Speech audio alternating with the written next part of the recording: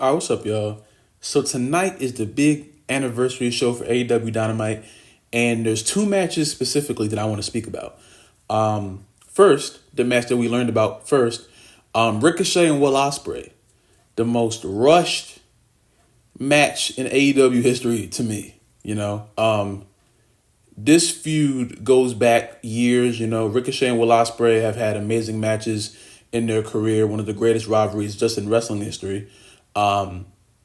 Some people may not be tapped into that. They may know that they have a history. They may not know how many times they've wrestled. They may not ever even realized that they've wrestled before.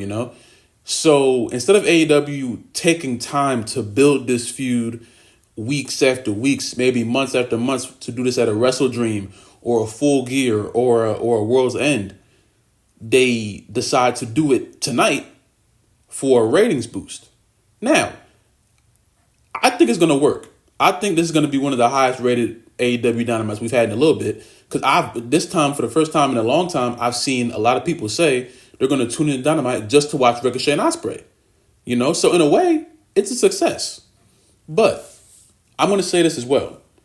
In my wrestling, I like to have logic. Not the rapper. I'm talking about actual wrestling logic. Why are these things happening? You know what I'm saying? And when I criticize why Ricochet and Ospreay is happening this early, a lot of people say, "Oh, just enjoy the match. It's going to be a great match." Cool.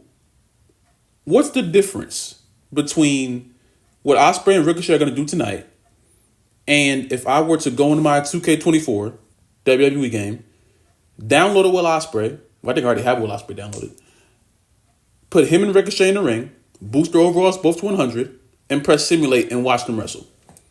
What's the difference? They're both going to be great matches. The AI is going to do what it does, and then those two wrestlers are going to, Ospreay and Ricochet, are going to do what they do tonight in the ring. Two great matches. There's no logic here, though. Now, like I said, there's some people who already understand the history, so they're just watching because they want to see another great Ricochet and Will Ospreay match. And I imagine they're going to put on a great match tonight. I imagine if you're watching Ospreay and Ricochet tonight, you're already tapped in with what you expect. You know what I'm saying? You already know what you want to see in this match. You know what I'm saying? What I'm saying to people is, this to me is just happening so they can get a whole bunch of attention onto this Dynamite show. But then we have a Dynamite show next week. And I'll be honest with you, the way it looks like right now, Tony Khan brought Ricochet in to do this match. What is Ricochet going to do after he loses to Ospreay tonight? Because he's not going to win. What are they going to do? A time limit draw tonight? And maybe the main event, because I heard they're doing an overrun, so it might be the main event. It's either going to be a draw or Ospreay's going to win. Either way, what does Ricochet do? You can do a rematch. You can do 2, 3, 4 rematches. But the biggest moment is here tonight, not at a pay-per-view. I hope it's commercial free. You know what I'm saying? Like there's so many things that you could have done better with this match. And the people who don't like pointing out when AEW doesn't use logic, they just like to just accept anything that AEW does. I offer you this. If you're so cool with Ricochet and Ospreay having this match tonight with little to no build for a championship that Ricochet really hasn't contended for, because he's fought 3 people: Kyle Fletcher, the monster dude, I forget his name, and Sammy. I believe fought someone else. I hope he's not 3-0. I would hope at least he's 4-0. I think he's 3-0. I can't really remember. But it doesn't matter. 3-0, 4-0. When Ricochet and Ospreay had their first interaction, I think it was backstage at All In. All In or All Out, I can't remember which one. They were backstage yelling at each other. Ospreay was talking to Renee. Ricochet went out there and was talking to Ospreay and saying a whole bunch of, "I'll see you soon. I'll get you." He's so bad on the mic. He can't talk. And he was really bad in that little 3-minute segment thing. But that was your only build you have, And if you're cool with this match happening tonight, I raise you this. Imagine you turned on Friday Night SmackDown and Triple H walked out there and said, "Hey, Tonight at 8:43 p.m., we're going to do Roman Reigns versus Jacob Fatu. Don't touch that dial. Would you say, oh, this is a great match? Or would you say, why is this happening in the middle of a random SmackDown with little to no build? That's what the logical thing is. Most wrestling fans like to know why something is happening, because if you know why, it makes the great match even better. That's the difference between real wrestling and putting on a match in a video game. I can put Roman Reigns and Jacob Fatu in a match on my 2K24 game right now.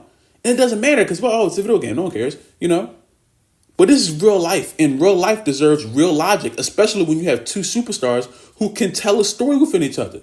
You can make the match mean so much more. The best matches mean the most when they have the crowd so tapped in with the feud.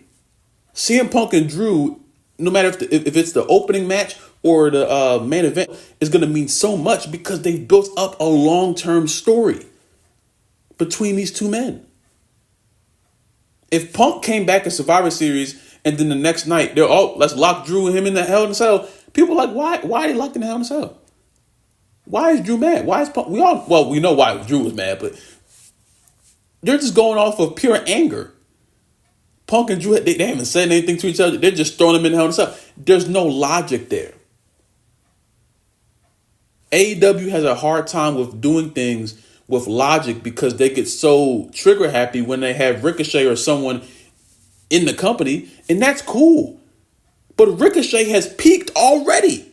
After the bell rings, after the match is over tonight, that's Ricochet's peak. And I'm not taking AEW keep saying, oh, dream match. They keep throwing dream matches. I don't know who's so sleep in AEW that keeps dreaming of these matches, because I ain't never seen so many dreams in my damn life. There ain't that many dream matches left. I promise you there's not. AEW says dream match and think that's the logic. No, that's not the logic. I guess Tony was dreaming of it. I'm not dreaming of that, Tony. Nobody dreamed of that. And then you have Bryan Danielson taking on Okada tonight. Another storied rivalry. Another great match. Of course it's going to be a great match. But this one is crazy, because this is the first time I've ever seen this. Okada, he's the Continental Champion. His title is on the line for 20 minutes. After that 21st minute, it's not on the line anymore. Bryan's not going to win the Continental Championship, but now you're going to have your Continental Champion get pinned in front of everyone. Why are we doing title versus title matches?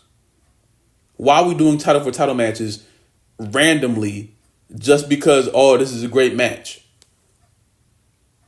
So you put two matches on this card, two rivalries, four superstars that have a rivalry within each other that goes beyond years. Bryan Okada fighting forever. Ricochet and Ospreay fighting forever. But there's little to no logic in this. Why is Okada essentially getting a world title shot all of a sudden? Why is Bryan just in the Continental division all of a sudden? And we know Bryan's not going to win the Continental Championship. I don't think, at least. I don't think they'll just put two belts on him. That would be very confusing. But I've been trying to figure out what they're doing with Okada for I don't know how long, because a lot of people were mad about Okada possibly coming to NXT because they were scared he was going to turn into a comedy act, when that's literally what he is now. He just says bitch every week and shows that he is very attracted to Mercedes Moné. So I'm like, okay. And this is my thing. There's so many logic gaps in this company. It takes away from how great these matches can be. Okada and Bryan tonight is going to be very entertaining to watch. Ospreay and Ricochet, very entertaining to watch. I'll be watching both of them because I love all four superstars. But I would have loved these two matches a lot more if there was just a little bit of story. I'm not saying months and months of long-term detail. No. At least try to get some people in who don't know who these people are. Because I promise you, and I'm going to keep running to this, if we just turned on SmackDown one day and the opening match or the second, third match was Roman Reigns versus Jacob Fatu, a lot of people will be sitting there like, why are we getting this match in a random SmackDown with no build for no reason? We have to build up to this. That's why Triple H has barely had Roman and Jacob in a one-on-one setting. He'll do it for a little bit and then it just won't happen because he's trying to build anticipation. They did it, I think, like 2-3 weeks ago. Jacob and Roman were in the ring for a little bit and the crowd was like, but it didn't happen all the way. That's how you build anticipation. So when it does happen, it's like, oh my gosh, you know? It's like, you know how long we were waiting for Ray to finally hit Dom? Weeks after weeks after weeks. It was building up and building up. And then when he hit Dom, the crowd would, ah! And that was a random SmackDown. But it was a pop because they built it and they built it and they built it. I think that was SmackDown. I'm trying to think. I'm pretty sure that was a SmackDown that he did that. I think. I can't remember. But, yeah. It's just, you have to have logic with this kind of stuff. You understand? And you can say great match all you want, great match all you want. I can go on my video game right now and make a great match. But the difference between a video game and real life is one word, and that is logic. And the difference between me putting on this match on my PlayStation and the difference between me watching it on TV is because the TV one with the real life superstars and the real life booker in front of a real life crowd is supposed to have real life logic. I can't do promos in my video game and video packages. All I can do is press play and watch and hope they don't count out or do something or the game doesn't crash. AEW has all of the resources to make these matches bigger than what we can grasp, you know? But they don't do it because they're chasing a rating that I hope they get. Because if you do these two big matches on your show and people still don't watch, I don't know what's going to happen. But I feel there's no way that's going to happen. I feel this is going to be one of the most watched Dynamites in a little bit because like I said, I'm readily seeing people, they're going to turn on Dynamite for the first time in I don't know how long just to watch Ricochet and Ospreay. And that's a win. But it could have been an even bigger win if you had some logic, some reasoning, some seasoning. That's all you need, a little bit of seasoning. This match is just, it doesn't have what it's supposed to have. You know? And it's frustrating because this company says this is where the best wrestle. Okay. Do y'all tell stories too? Or y'all just go out there and wrestle for 20 minutes and then just you're just out there wrestling. And I told you that dream match Fawcett, he can't keep going back to that move. Dream match. You can't keep running back to that. Because there's only so many superstars on the roster. And there's only so many dreams we can have. Eventually, I'm not dreaming no more. I'm not dreaming now. You know what I'm saying? But Tony obviously still is. And that's cool. But that's an issue at the same time. And I don't know if Tony Khan realized the issue or he just doesn't care. It doesn't really matter. This is going to be something that could be a detriment to this company because they just do things off the strength and don't have any type of logic to them. So y'all let me know how you guys feel about this, man. I'll probably talk to y'all after Dynamite is over tonight. Hopefully this goes well, man. But y'all be safe, man. I love you. If you made it to the end of the video, who do you think will win between Spider-Man and Batman if they had like a full-out scrap? Let me know. Just say Spider-Man or Batman in the comments so I'll know that you made it to the end of this video. Like the video, subscribe if you're new, subscribe if you have not already. Comment down below what kind of video you want me to do next. Stay safe, drink water. I love you guys. Praise the big God. I love y'all, and I will see you probably at the Dynamite tonight. All right, yeah.